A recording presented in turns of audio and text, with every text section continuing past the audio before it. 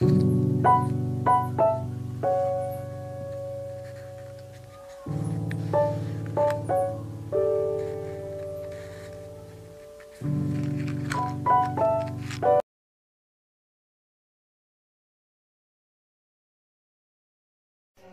मित्रांनो, तर आज आमच्या घरात बनणार आहे फणसाची भाजी। तर चला रेसिपी बघूया।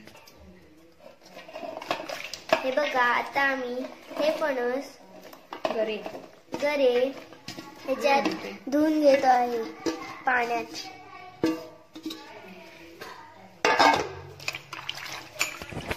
म्हणजे ठीक आहे ना, तो निघून जातो। काय घाण असेल तर स्वच्छ होते असे धुवून। आपण हे मस्त स्वच्छ करून घेतलेले आहेत।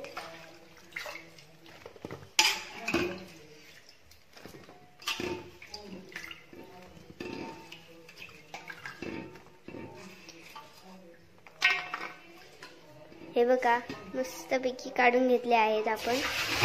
तर चला आता आपण पुढची रेसिपी बघूया। तर आपण घेणार आहोत तिखट, मीठ, हळद आणि बारीक तिळाची कूट आणि वाटपाचा मसाला आणि हे आपले गरे आणि फोडणीसाठी लसूण आणि हे तेल। तर आता आपण हे पातेलं ठेवलेले आहे चुलीवर, कारण की आपण कोकणाच्या पद्धतीने चुलीवर गरे करणार आहोत। हे बघा, आपण ही लसूण ठेचून घेतले आहे मस्तपैकी। आता आपण हे तेल टाकणार आहोत। तेल जरा जास्त टाकायचं, ह्या भाजीला तेल जरा जास्त लागतं।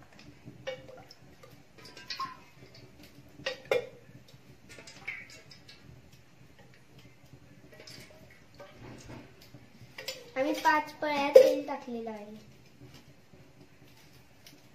तेल चांगलं गरम होऊ द्यायचं। तेल तोपर्यंत गरम होते। आपण 2 मिनिटे ठेवलं की ते तेल गरम होऊ शकतं। आम्ही बघा जराशी मोहरी टाकलेली आहे। आता ही तडतडली की आपण पुढची रेसिपी सुरू करणार आहोत। पण हिला आता तडतड होईल। हे बघा, आवाज येत आहे तडतडायचा। आता आपण ही लसूण टाकलेली आहे, ही पण मस्तपैकी तडतडली आहे।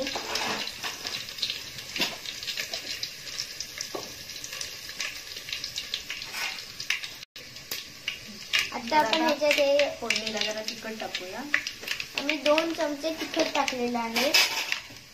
आता आम्ही टाकलेले आहे गरे। मस्तपैकी वास येत आहे। आता 1 चमचा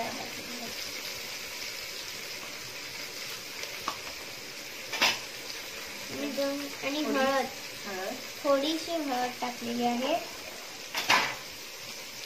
आणि थोडासा गरम मसाला पावडर।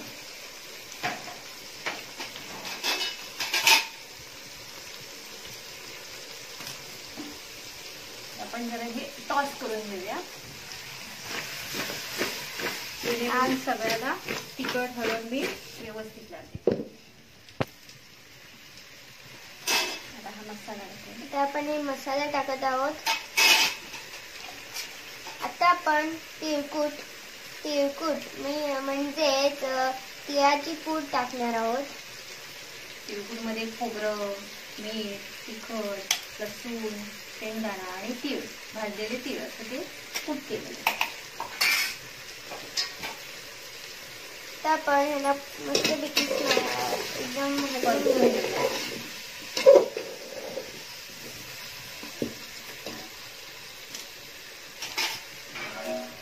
थोडा वेळ झाकण ठेवू। आपण 2-4 मिनिटं ह्याला चांगलं शेकायला देऊया। आता 2 मिनिटं झालेली आहेत आणि आता आपण उघडलेलं आहे, झाकण काढलेलं आहे। आता आपण मीठ टाकणार आहोत, अंदाजे मीठ चवीनुसार मीठ आपण टाकलेलं आहे। आता आपण त्याला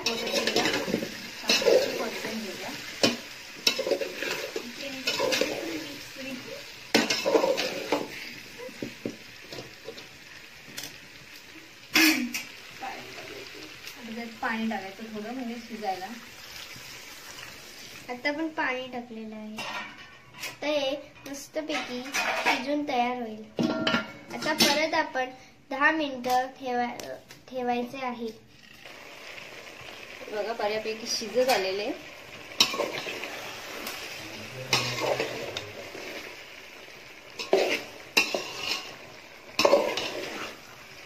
अजून 5 ते 7 मिनिटं मस्त दिसते. 5 ते 7 मिनिटं शिजते. आता हा मस्तपैकी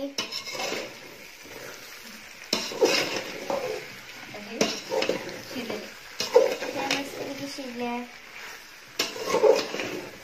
तोंडाला पाणी सुटेल असे रसरशीत झाले. कोकणी पद्धतीमध्ये आपला फणसाची किंवा गऱ्याची भाजी तयार झालेली. आम्ही अटलांचा वापर कमी केलेला आहे कारण ते आमच्या मुलांना आवडत नाहीत.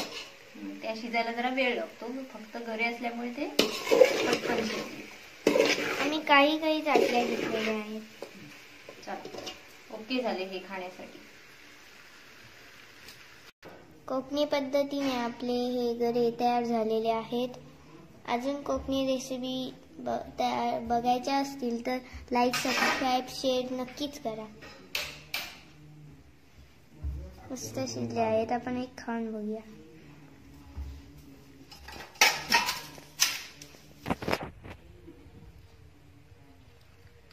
सुंदर झाले. हो.